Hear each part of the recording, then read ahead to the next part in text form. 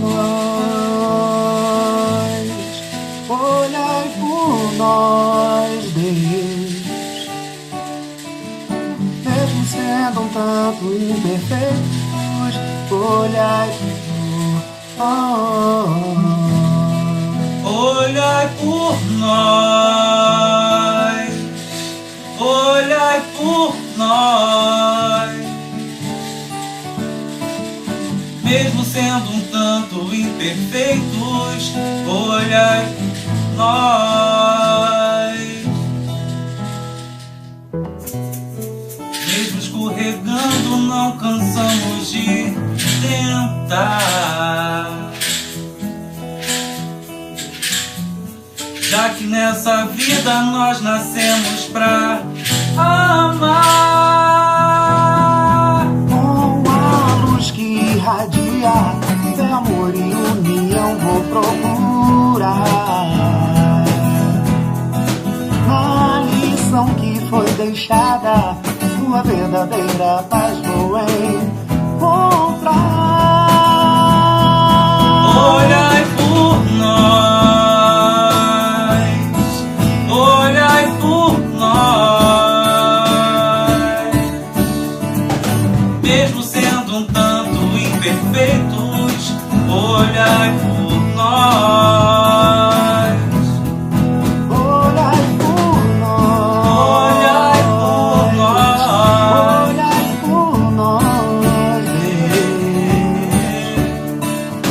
mesmo sendo um tanto imperfeitos, olhai por nós, pais e filhos aprendendo sua história, sua vida os guiar. Pois a verdadeira prova é amar a cada um sem o julgar. Como a luz que irradia fé, amor e união vou procurar. Procurar Na lição que foi deixada, tua verdadeira paz vou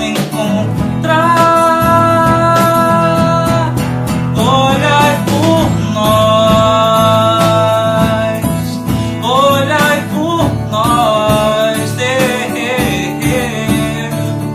Mesmo sendo um tanto imperfeitos, olhai por nós.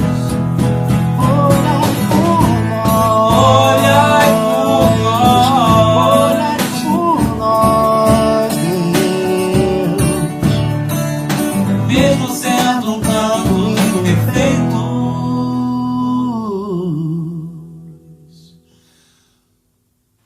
olhai por nós.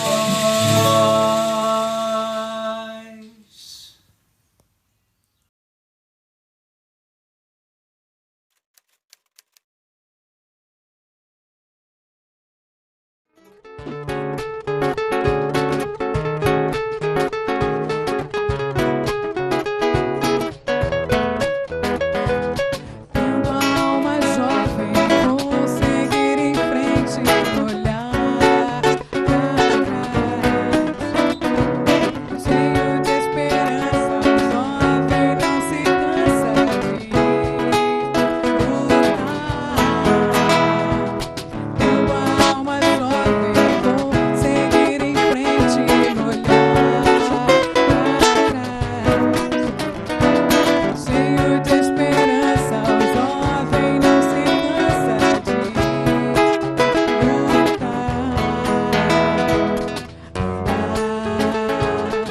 Cair sem medo de novamente machucar seu coração, pois o amor é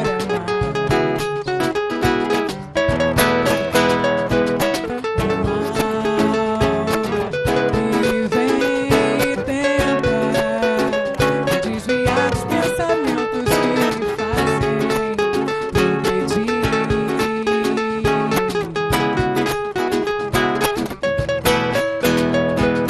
Já não sou mais criança, já posso até escolher o que é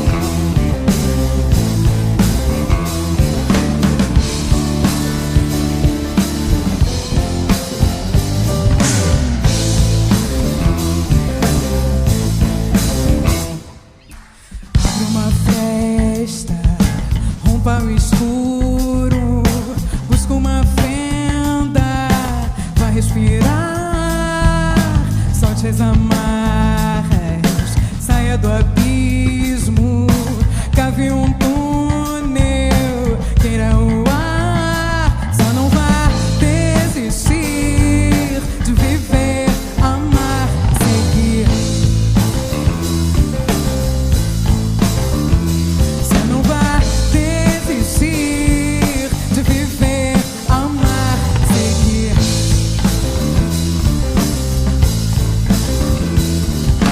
Abra uma festa, rompa o escuro, busca uma fenda, vai respirar, solte as amarras, saia do abismo, cave um túnel, queira o ar, só não vá desistir de viver, amar, seguir.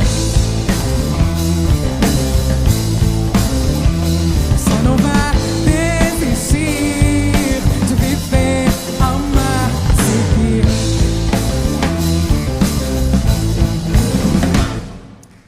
Se no silêncio do teu quarto a solidão te faz pensar que já não há razão para viver, é agora, não há mais saída.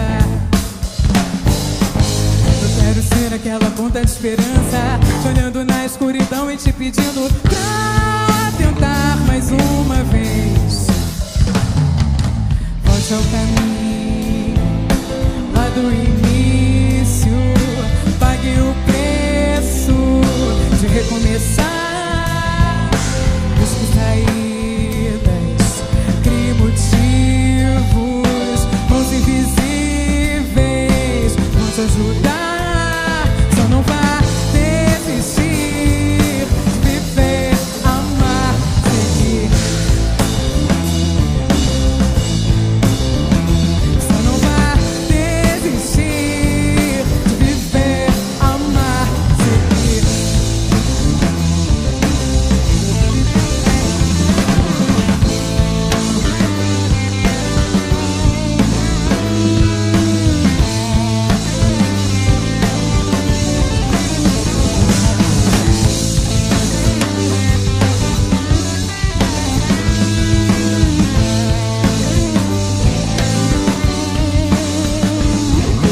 Volte ao caminho lá do início, pague o preço de recomeçar. Busque saídas, crie motivos, mãos invisíveis vão te ajudar. Só não vá desistir de viver, amar, seguir. Só não vá desistir de viver, amar, seguir. Só não vá desistir de viver, amar, seguir. Só não vá desistir de viver, amar, seguir.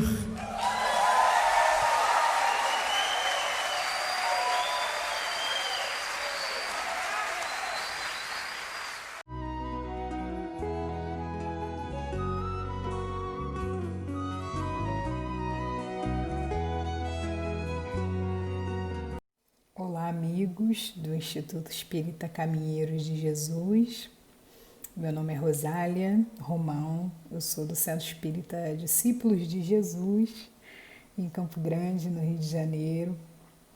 E é uma alegria muito grande conversar sobre esses 4 itens, né, do Livro dos Médiuns, essa obra tão valorosa para a doutrina espírita e pouco acessada, né? Muito restrita a pequenos grupos, aos grupos de estudos, sobretudo de mediunidade, né? É uma obra pouco acessada nos espaços públicos da Casa Espírita. Então, eu saúdo os companheiros, parabenizo os companheiros pela iniciativa e convido a todos a fazermos juntos uma prece inicial. Senhor Jesus, equipe espiritual que nos assessora, que protege as nossas casas. Nós agradecemos essa oportunidade bendita de esclarecimento e de ação no bem. Fiquem conosco, Jesus, amigos, e que seja de muita paz e de muita iluminação esse nosso encontro. Que assim seja. Então, meus amigos, a parte que eu fui convidada a conversar com vocês está na terceira parte, né? No capítulo 5, os itens 96 a 99, que falam sobre o fenômeno dos transportes, né?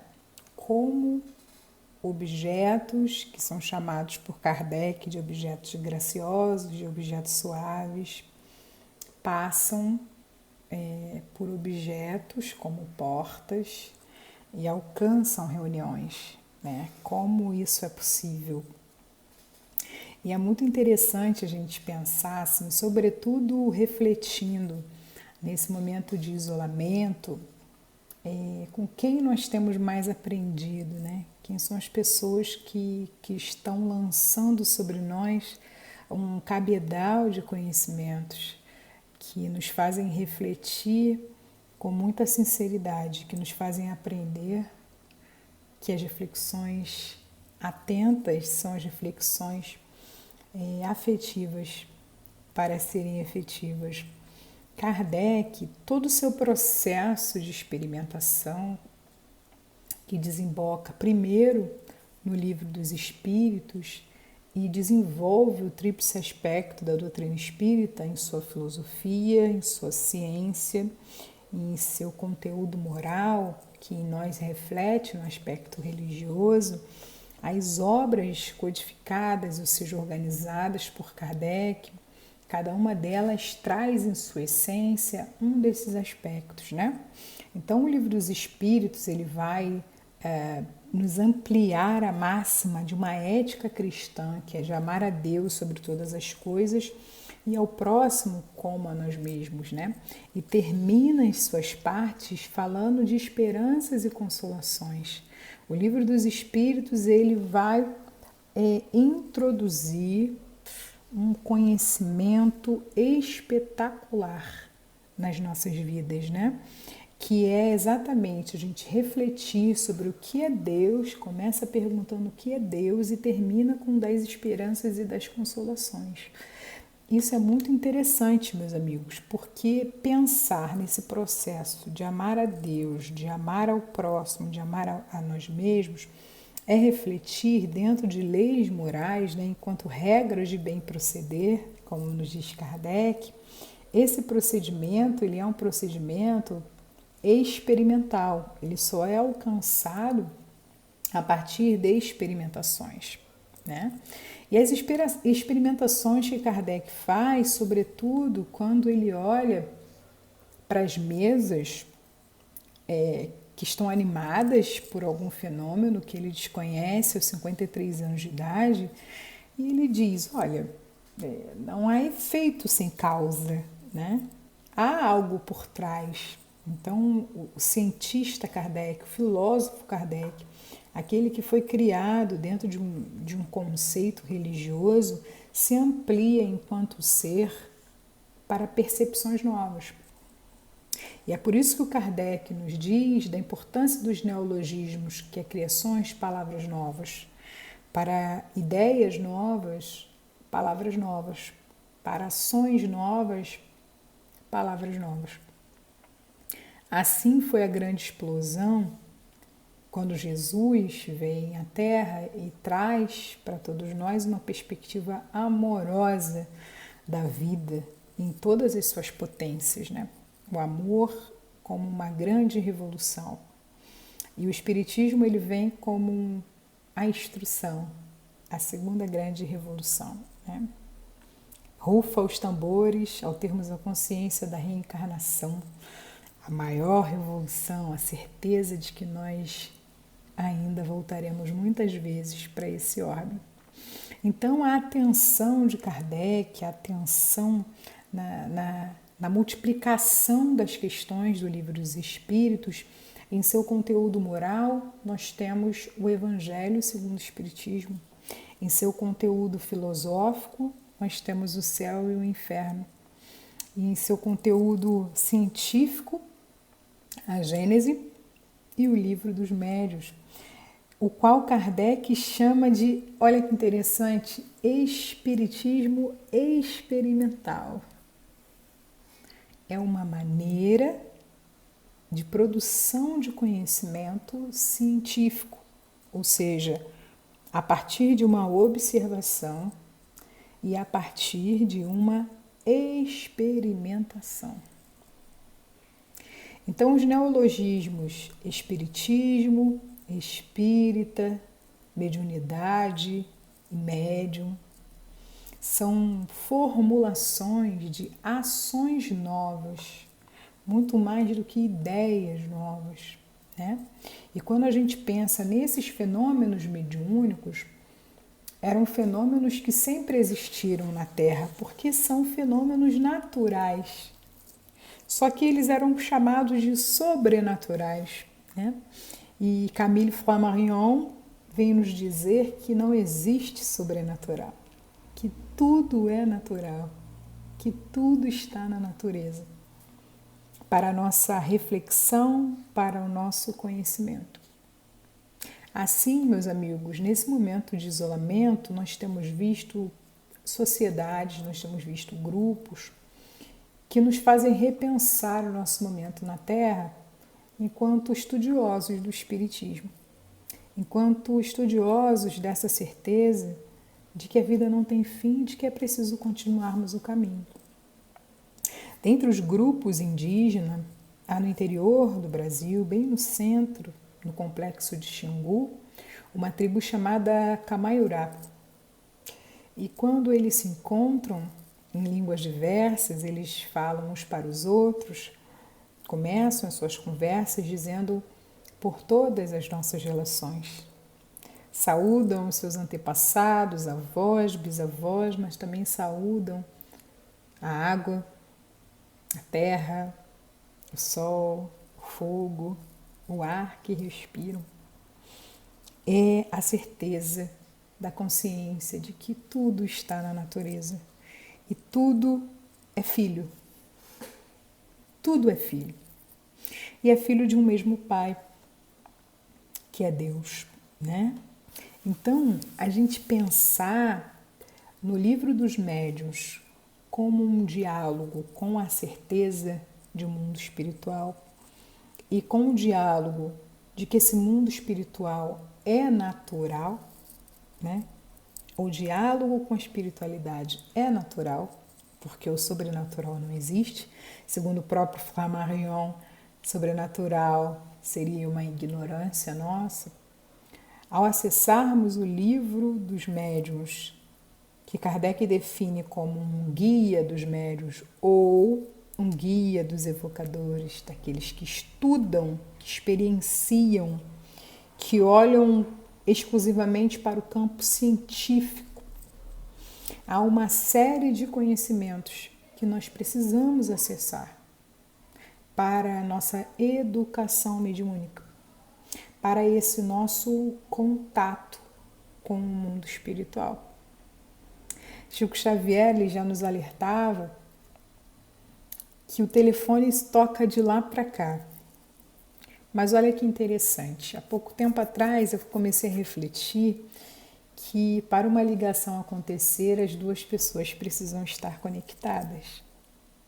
Então, o Livro dos Médiuns, ele fala isso mais esmiuçado.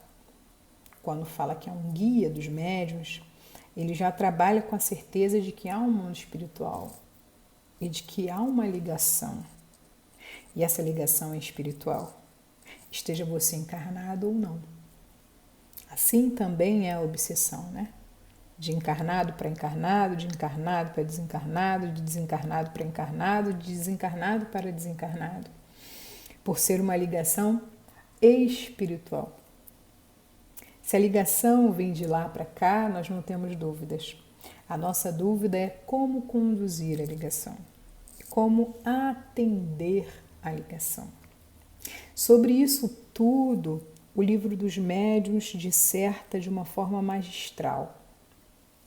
Eu, como historiadora de formação, eu penso que há fatos históricos inegáveis e aos contextos em que esses fatos históricos estão inseridos. A ciência, ela percebe, ela experimenta esses fatos como algo que ela possa comprovar. A escrita do Livro dos Médiuns, em 1861, ela inaugura um tempo em que muitas respostas sobre o mundo espiritual saíram da oralidade. E parte para a escrita, que é um fenômeno importante na sociedade ocidental. Então, meus amigos, refletir sobre o Livro dos Médiuns, estudar o Livro dos Médiuns, entender que o Livro dos Médiuns fala de um espiritismo experimental é fundamental. E o Livro dos Médiuns, inclusive, nas questões 96 a 99, que, enfim, a questão 99 é uma questão enorme que merecia uma conversa específica sobre ela, né? Porque é uma dissertação de um espírito que se apresenta como um guia, né? do médium que está recebendo a comunicação e diz que é um companheiro de São Paulo, né? Um seguidor de São Paulo. O Erasto, ele se denomina Erasto.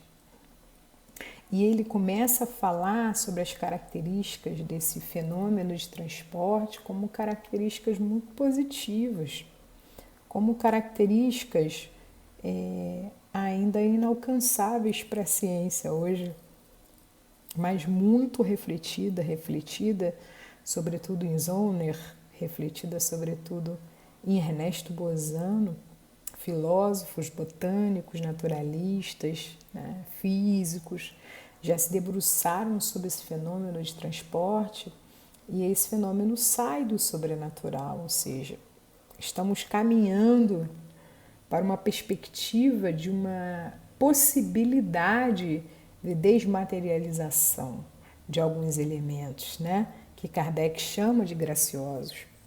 Então, meus amigos, da questão do item 96 ao 99, nós vamos estudar sobre exatamente como se dá essa experimentação do espiritismo sob o ponto de vista positivo. Qual seria a diferença entre o lançamento de objetos, que são os itens estudados anteriormente, e os fenômenos de transporte, que são os itens que nós estamos estudando agora. O que é o fenômeno de transporte na definição de Kardec? É um objeto que não estava presente na reunião, mas que ele vem para análise. Ele vem, sem que portas sejam abertas, né? Esse objeto vem.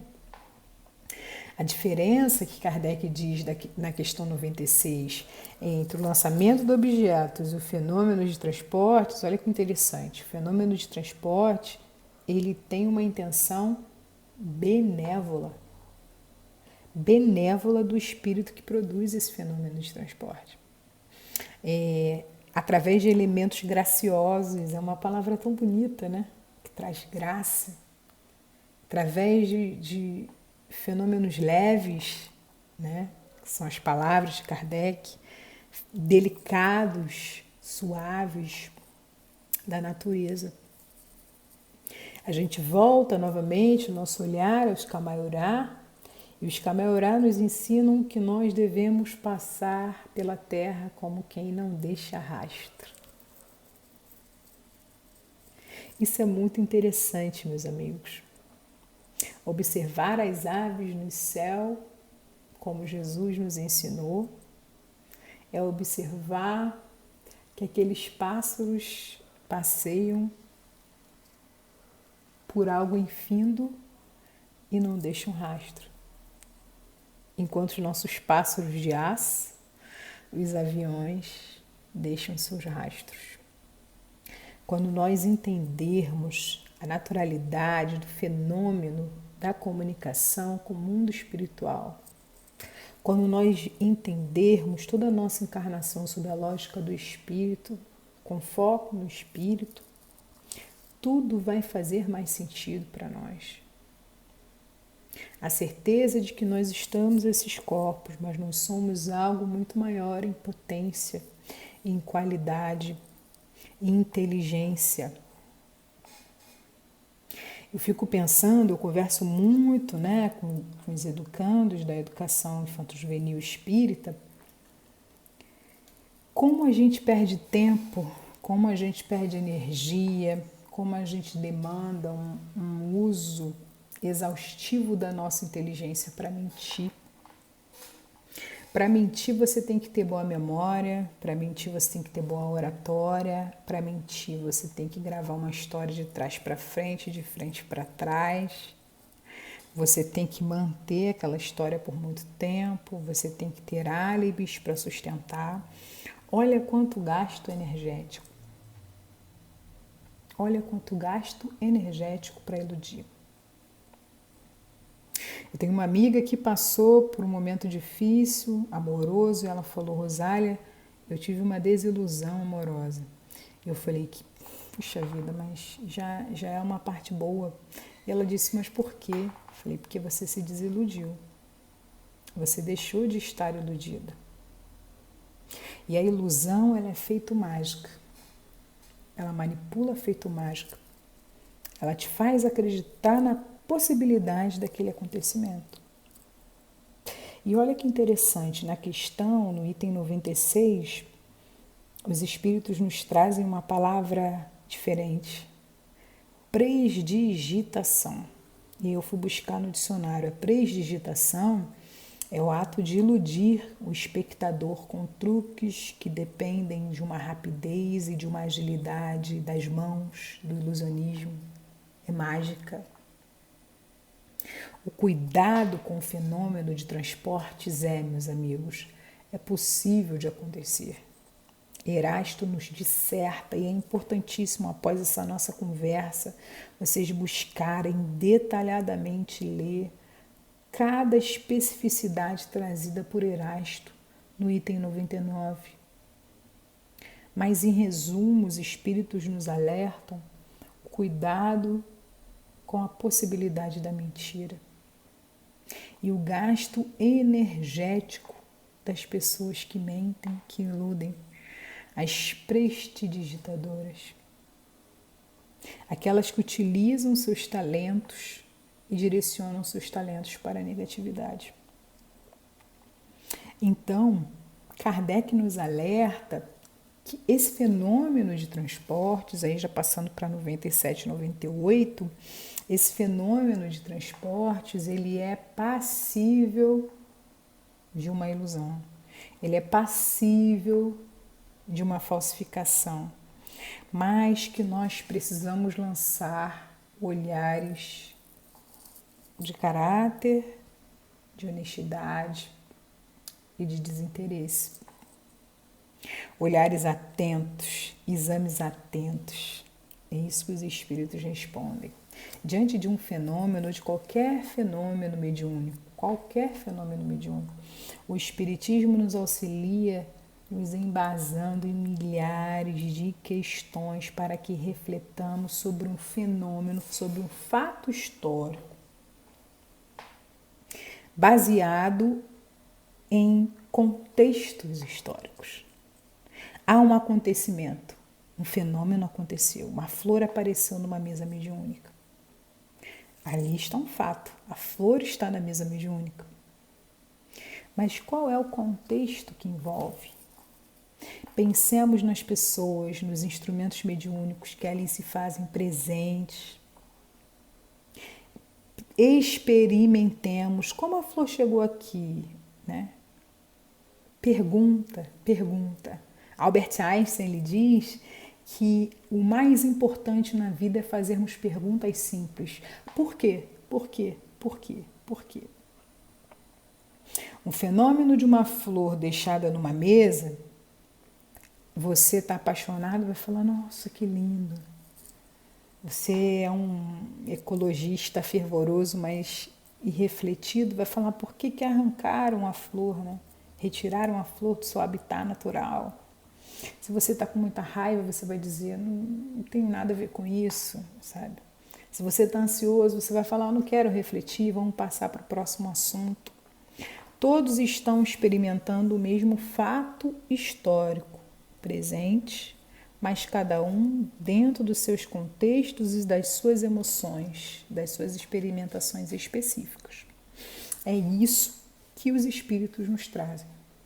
Fenômeno de transporte acontece? Sim, mas depende de nós uma análise aprofundada sobre esses fenômenos, baseados em evidências científicas de observação e de experimentação. Paradigmas científicos, como nos diz Thomas Kuhn. Vamos observar o fato, vamos observar o médium, vamos observar o acontecimento, vamos nos imbuir de caráter e de honestidade para a comprovação de uma veracidade dos fatos. E assim os espíritos, eles seguem para nós, né? Erasto, sobretudo, ele vai chegar à parte 99, falando desse fenômeno de transporte como um trazimento espontâneo. O fenômeno de transporte é espontâneo. Nós não entendemos a matéria. O Ernesto Bozano, ele estuda fenômenos de transporte. Posteriormente, nós temos também a Revista Espírita, né, que vai ampliar o conceito de fenômenos de transporte. O Ernesto Bozano, ele vai dizer para nós, ele vai estudar que, na verdade, os objetos eles entram porque eles é que foram desmaterializados. E ele encontra eco no Livro dos Espíritos, sobretudo na questão 30, que vai dizer, né, que toda matéria é matéria primitiva, que pode ser manipulada. Olha que interessante. Em contrapartida, nós temos nessa pesquisa de fenômenos de transporte, um astrônomo alemão chamado Zollner, que vai dizer que o fenômeno só é possível de acontecer se quem produz aquele fenômeno estiver, de uma certa maneira, conectado à produção daquele fenômeno. Então, ele tira da matéria que chega e passa a falar que é uma junção entre a matéria que chega e o médium que está produzindo aquele fenômeno. É uma explosão de conhecimento, né? A ciência hoje, meus amigos, ela ainda está caminhando para a percepção, para a constatação, para a comprovação de fenômenos científicos. O que nos cabe nesse momento de estudo é refletir sobre o ponto de vista dos espíritos que o fenômeno acontece. É preciso refletir que caráter, honestidade são fundamentais para a análise dessa experimentação. Observemos atentamente, não caiamos em armadilhas que a falta de estudo dos fenômenos mediúnicos podem nos provocar e cairmos em naufrágios, né? Sermos submergidos na nossa vaidade. Estudemos os espíritos nessas obras de organização de Kardec. Estudemos Erasto, os alertas de Erasto e a explicação simples de que tudo está na natureza. E se tudo está na natureza, as causas estão na natureza. Na nossa natureza corporal e na nossa natureza espiritual. Fiquemos com Deus, leiamos o item 96, 97, 98 e, sobretudo, o item 99. que é a dissertação de Erasto. Diversas perguntas são feitas a Erasto, e Erasto, de uma maneira nobre, de uma maneira avançada, nos explica o fenômeno de transporte. Então, gostaria de encerrar fazendo uma leitura de uma das partes que eu considero fundamentais para o estudo do fenômeno de transporte, que é uma das falas finais de Erasto, que nós precisamos entender e florescer essa ideia. Um beijo grande no coração de vocês, especialmente ao querido Arcleidson. Obrigada pelo convite, fiquemos com Deus e leiamos o Livro dos Médiuns. Resumindo, os fenômenos de tangibilidade são frequentes, mas os de transporte são muito raros, porque as condições em que se produzem bastante difíceis. Em consequência, nenhum médium pode dizer: em tal hora ou em tal momento obterei um transporte, porque muitas vezes o próprio espírito se encontra impedido de fazê-lo. Devo acrescentar que esses fenômenos são duplamente difíceis em público, porque quase sempre entre estes se encontram elementos energicamente refratários, que paralisam os esforços do espírito e, com mais forte razão, a ação do médium. Sabeis que, ao contrário, esses fenômenos quase sempre se produzem espontaneamente nas reuniões particulares. Nos mais das vezes, a revelia dos médiuns e sem que se espere, dando-se muito raramente quando aqueles estão prevenidos. Deveis deduzir daí que há motivo legítimo de suspeita todas as vezes que um médium se vangloria de obtê-los à vontade ou de dar ordem aos espíritos como se fossem seus empregados, o que é simplesmente absurdo. Tende ainda por regra que os fenômenos espíritas não servem para espetáculos e para divertir os curiosos. Se alguns espíritos se prestarem a isso, só pode ser para a produção de fenômenos simples e não dos que, como transporte, exigem condições excepcionais. Lembrai-vos, espíritas, que é absurdo repelir sistematicamente todos os fenômenos do além-túmulo. E também não é prudente aceitá-los a todos de olhos fechados. Quando um fenômeno de tangibilidade, de aparição ou de transporte se verifica espontaneamente ou de improviso, aceita-o. Porém, nunca será demasiado repetir. Não aceiteis nada cegamente. Seja cada fato submetido a um exame minucioso, aprofundado e severo, porquanto, crede, o espiritismo, tão rico de fenômenos sublimes e grandiosos, nada tem a ganhar com essas insignificantes manifestações que prestidigitadores hábeis podem imitar. Bem sei o que me ireis dizer, que esses fenômenos são úteis para convencer os incrédulos. Mas sabei que se não tivesseis outros meios de convicção, não teríeis hoje a 100ª parte dos espíritas que existem. Falai aos corações. É esse o caminho da maioria das conversões sérias.